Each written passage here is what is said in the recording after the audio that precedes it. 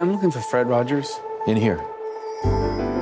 In this movie, we drop you into the deep end and go, someone else is going to be playing Mr. Rogers. You got to get used to it. Here we go. It's a beautiful day in this neighborhood, a beautiful day for a neighbor.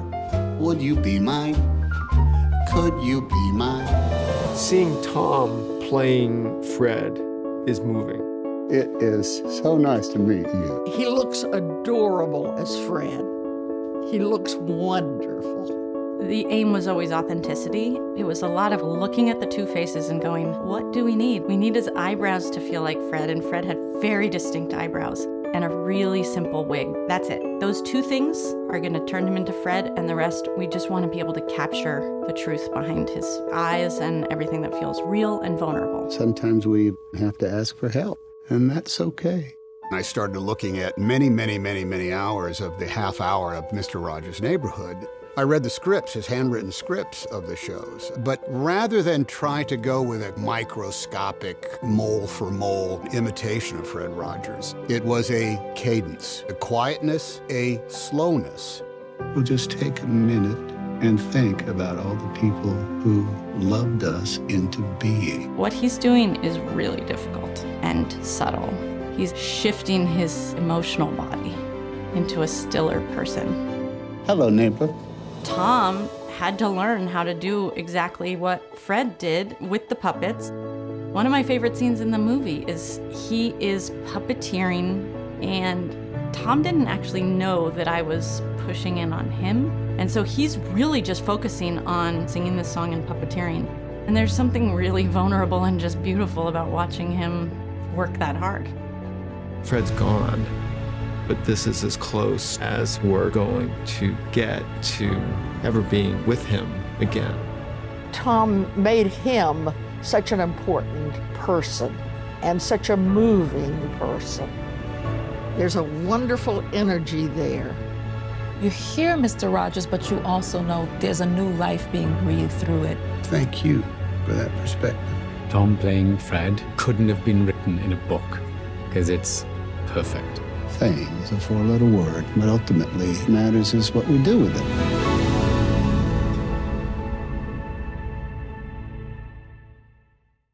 Yuri, tell us, I think, in the past year or two, we've seen a few projects talking about Mr. Rogers and his legacy, but this feels like such a different film. It's a really unique perspective on the power of who Mr. Rogers was and what he stood for. Tell us why you really wanted to champion this particular story. I think the thing that first struck me about it was I'm not a huge fan of biopics. I feel like what I loved about this was the way in that Noah and Mike had come up with. The way into it was through Lloyd, was through this journalist, through this jaded journalist, which I frankly could kind of relate to, and some of the things that he was going through were things that I felt were these human things that I felt like we could all connect with. And so when I first got the script, first of all, it was so good. And I had just finished I'd only done one movie before. And the fact that I had this script, I was in constant sort of paranoia that Scott Rudin or some other, producer was going to come along and just snatch it up, especially once it ended up on the blacklist.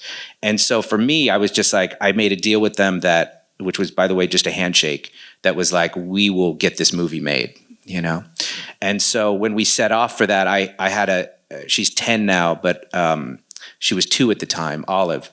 And I remember I was doing some research on Fred, reacquainting myself with him, and she crawled up and she said, "Daddy, he wants to be my best friend." And it was something that I could carry with me, and I really truly did carry with me through. It'll almost be, by the time it comes out, almost be 10 years, And it was that sort of emotional thing that I could carry through the making of, And there's so much wonderful craft, and Mari and Jody who shot it, and Jade Healy and Nate and all of our actors, and there's so much craft in the movie, but I think what has connected me to it and the why of that question was the emotional aspect of it and the hope, and that's why I felt like we had to make it. Wonderful. And Susan, in playing Lloyd's wife, Andrea, what did you do to kind of get a sense of her? Did you talk to the real people involved? What was the process?